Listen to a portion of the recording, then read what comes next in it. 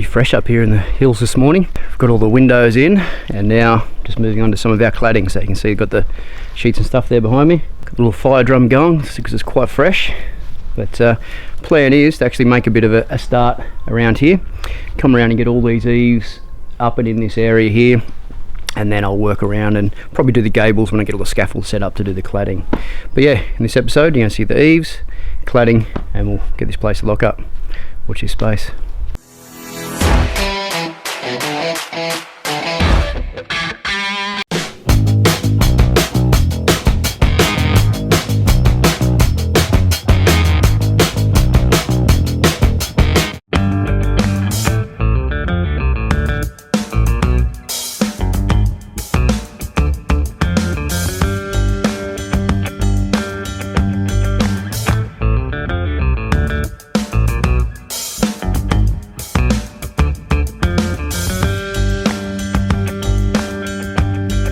So to give you an example of what this is going to look like, this here is basically going to sit in there. We're going to make sure that's level. We're also going to frame that up so that our next sheet can come along, butt into the back of that, and then we're going to have another return piece coming up vertical that will then allow that transition for it to run back up along the gable there. All right, so we'll take a quick look at that. And this is my hillbilly scaffold.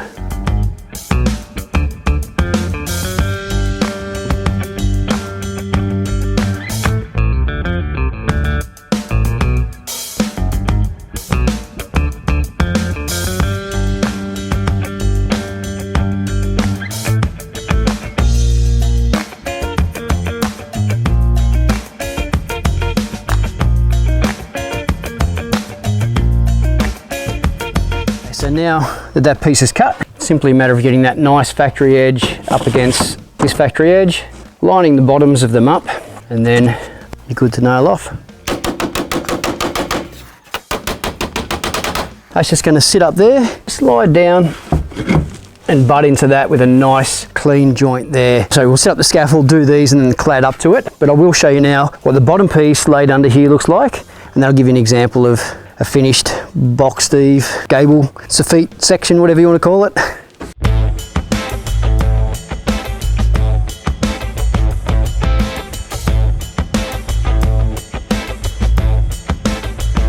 Now I'm just putting a bit of flashing above the top of the windows. It doesn't necessarily need it because the eave sheets are coming right in over the top, but just as a bit of an extra caution, I guess if we're out here and we're doing some gurneying or something like that, you want to stop the water from being able to go through the top of the windows. So a little bit of extra protection.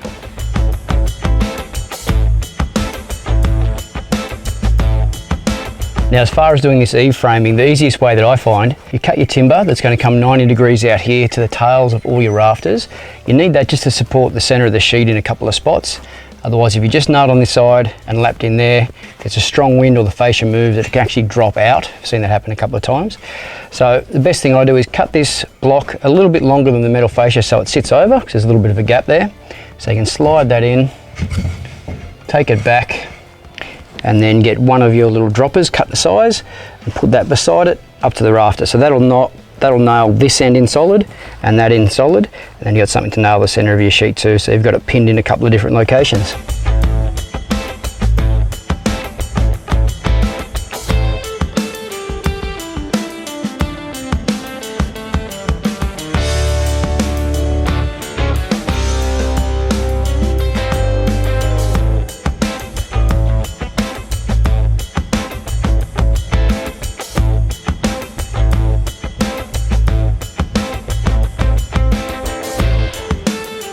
So what I do is I tack it up with the gun first, just because I'm by myself, just to hold it in position, just as some little brads.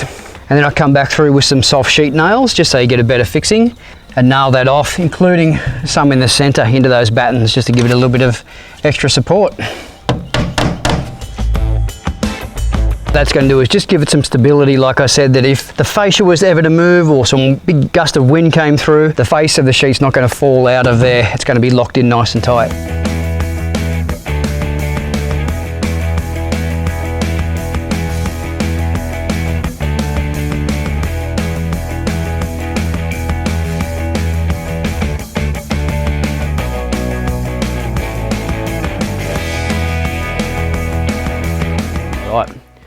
sun's come up on what looks like it's going to be a pretty beautiful day.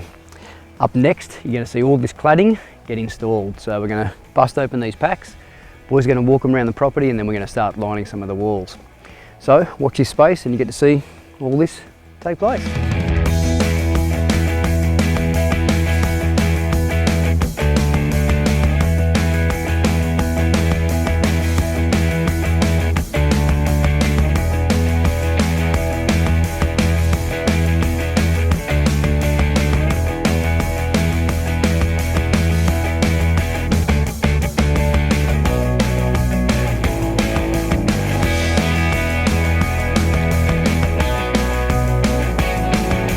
All right, what we're doing now, we've gone around, we've marked all the corner points with the laser level so that we know exactly where that bottom line's spot on.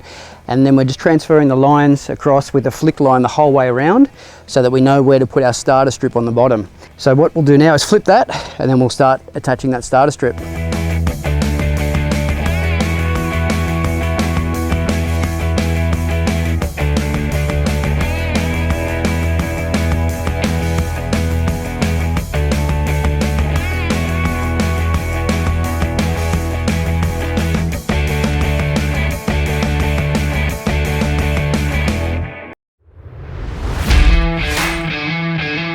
I'm just trimming off the excess sark. You just want the sark to run down past the edge of the slab, but not quite below the bottom of this little packing bead here.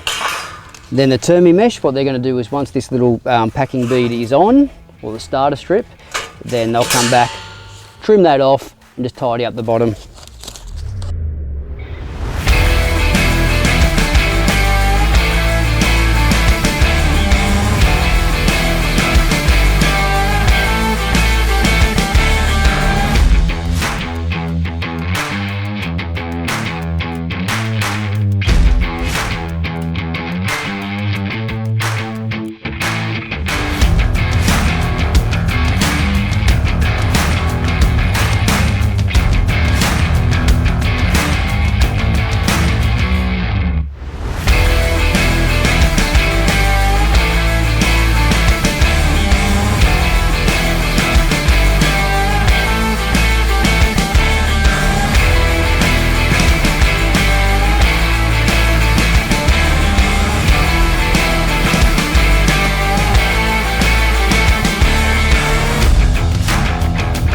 We've got all our corner beads on.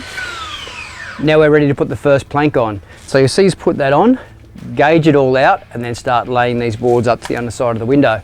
When we get to the window, there's going to be a different detail around that with one of these trims that we've got.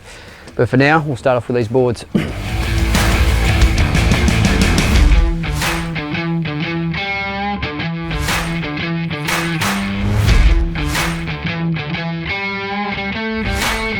The first couple of boards of thousands.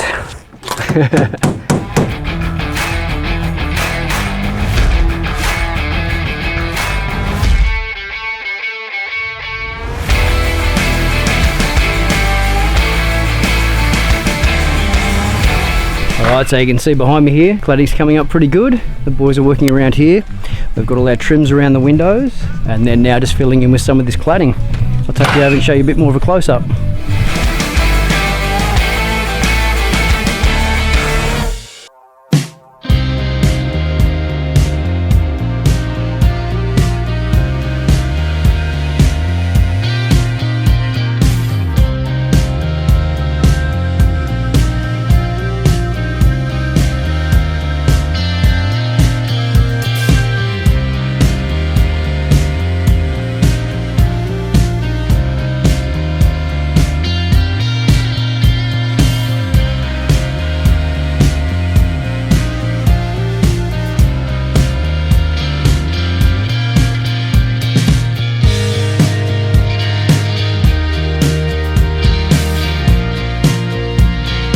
That's all my door jambs cut. These are the external ones that need to go in just so that we can finish some of the cladding. So I've got them all cut. They're not a standard off the shelf type system because we've got highlight windows in all of these, so I've had to trench and rebate those out. But the biggest thing now is to prime all these up. Even though these are treated, you want to paint all your raw ends just so that they don't get any water absorption and then rot out on those joints.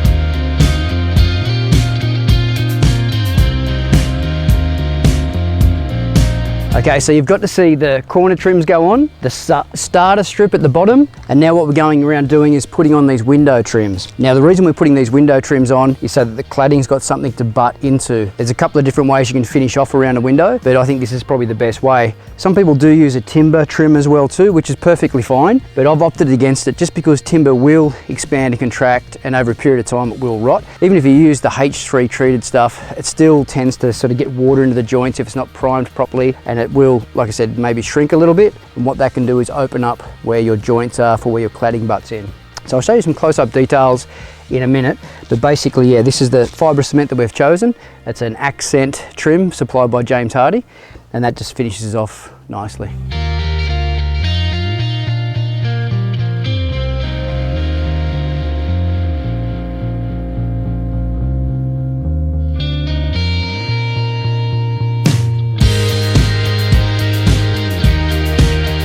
So you can see what we've been doing here with these trims, basically cutting them to size with a 45 on each end, which is the size of the window, and then just marking out about every 600 where we're going to drill through into the timber reveals.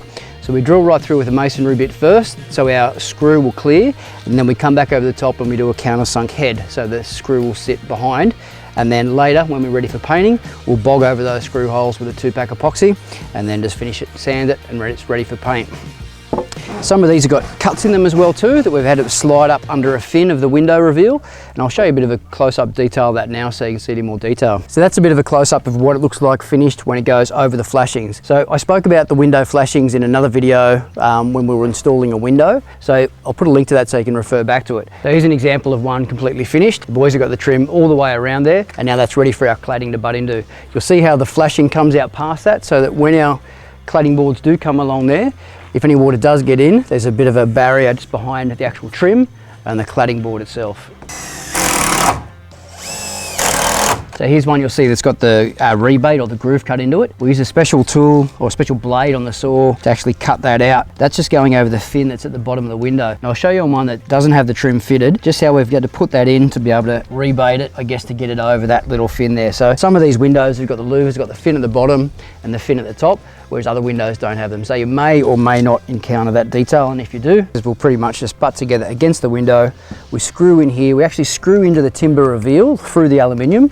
That's why the guys pre-drill these, and then when they screw that onto the window itself, it holds it steady. Whereas if you were to fix down into the timber, and if something wasn't quite packed right, it might pull that trim down or pull it out of, I guess, out of level. It wouldn't quite be square or sitting flush. Whereas once you screw into the window, it pulls nice and tight. The area that they actually want to screw through the aluminium, because behind there is the timber, versus once you get out here, there's usually a bit of a gap and some packing, and then the timber stud will start back here somewhere. So as an example, this would go back and pretty much cover the stud, but if we were to screw on the back there, what will tend to happen is that'll pull tight to the timber and leave a little bit of a gap at the front here. So you're better off having your holes closer to the front there and then screwing through there, and it just holds it nice and tight, pinned against that aluminium, and it just gives it a cleaner finish.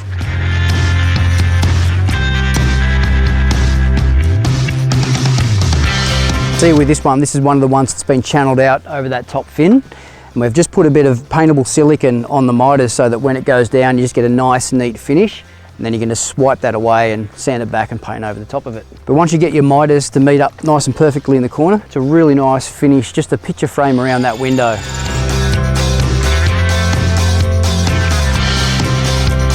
Here's an example of what it looks like when the trim's finished off and the cladding butts into it.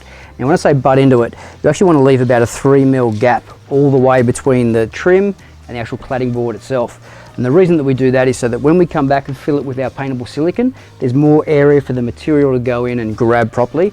If you just butt your cladding against the board and seal it, more chances are if the frame ever moves, that actual material could peel away a lot easier. So it just helps it to bind in. So you do that all the way around the window trim, you do that in your corner trims, and just anywhere where it just butts up to a surface area.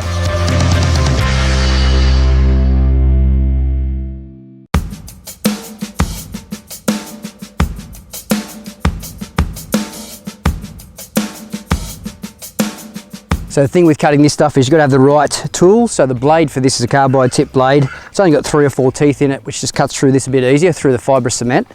We've got that set up in the hand saw and also in the drop saw. And the drop saw we've got connected up to the vacuum to get rid of some of the dust particles. If you can't do that, we've got to cut it by hand. Just make sure you've got the right dust masks, just so you can be safe and not breathe that dust in. So Ollie's got this one cut here. We're going to go around and stick it under the window, and I'll show you how then we start cladding around the window and then into those little beads to finish it off. The other thing the guys are doing here is just cutting that flashing off one board below the window. Now the reason that we do that is so that when it overlaps, if any water is to get into that joint, it comes out of that first board just below where your window finishes. So you cut a couple little grooves in it, make sure the water can get away, and then stick it over the face.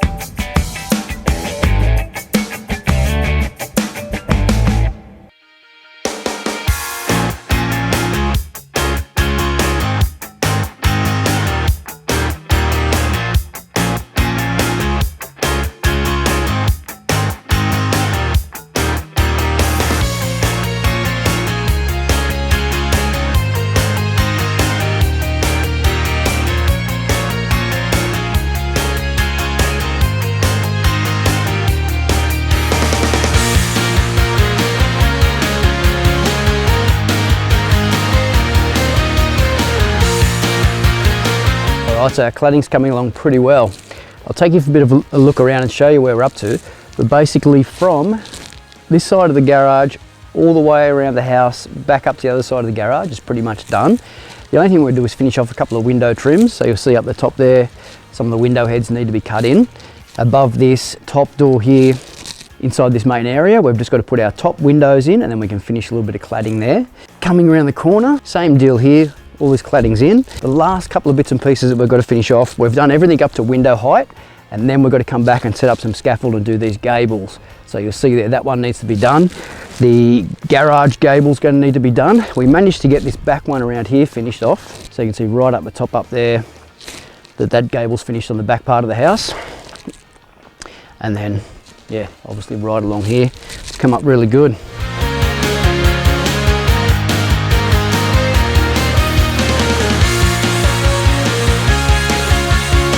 This is one of the last parts now to finish off, this front garage. So again, we'll get that up, probably do about door height, and then we'll set up some scaffold and see if we can finish it off. The boys are just putting some flashing and stuff around now. Couple of trims, once the trims are done, then we can just cut in our cladding board. So it's taking shape.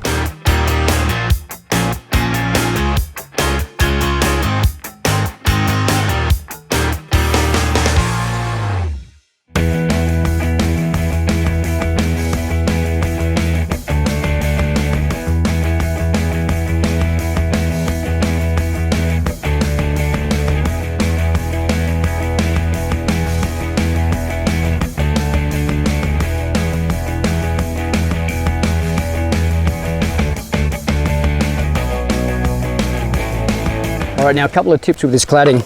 You've got to work out your spacings to get them right the whole way up. Now what we've done is measured up to the underside of our eave feet, and we've worked out that these boards are going to be spaced at 145 between each board. So I just set a combination square, mark each board, and so that when you're putting your next board on, you've got a mark basically to work with. Now we're also keeping it 2 to 3 mil off each end, so that way we can put our caulking down there just for expansion, so if the frame moves, it won't crack. So I'm just using a packer beside each board to space it out as we go.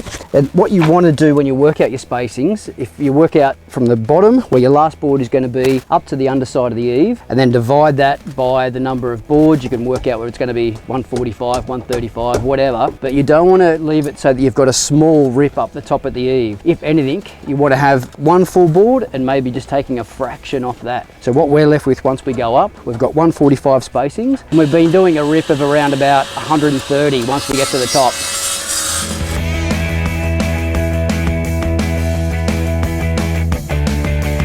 Once you get your board in on your line, you can nail it off on your studs. Probably every about 2 or 3 boards up. Just chuck a level on just to see how you're going, just to make sure it's not creeping as you go.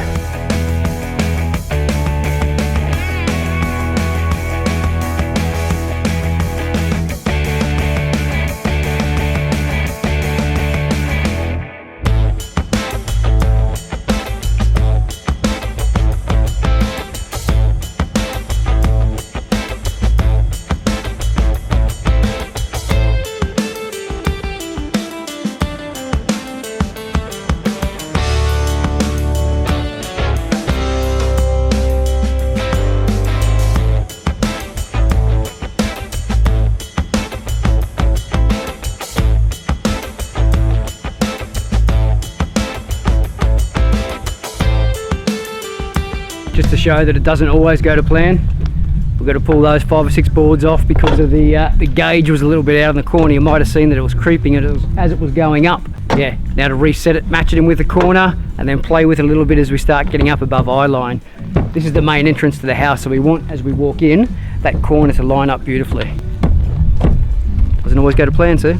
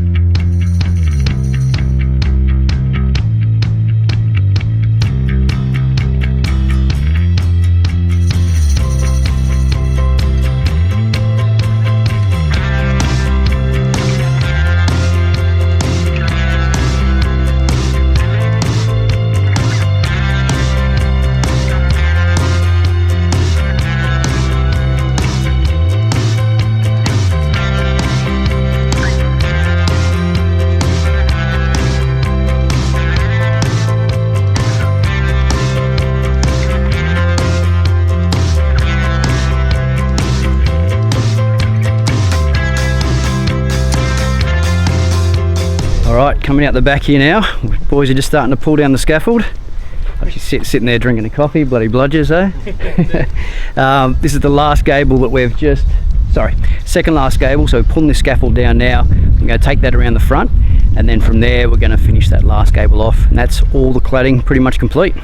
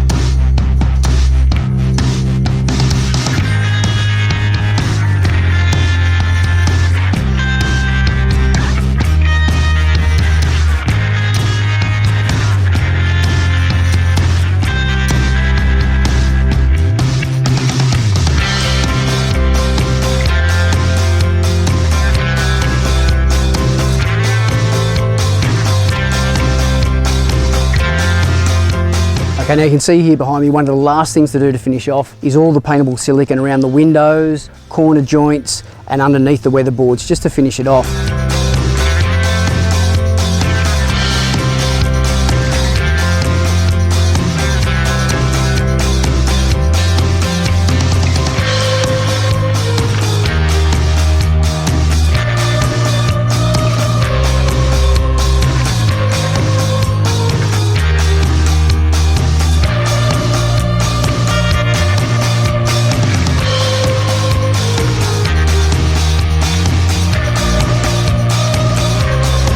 Okay, there you go. That completes all of our cladding.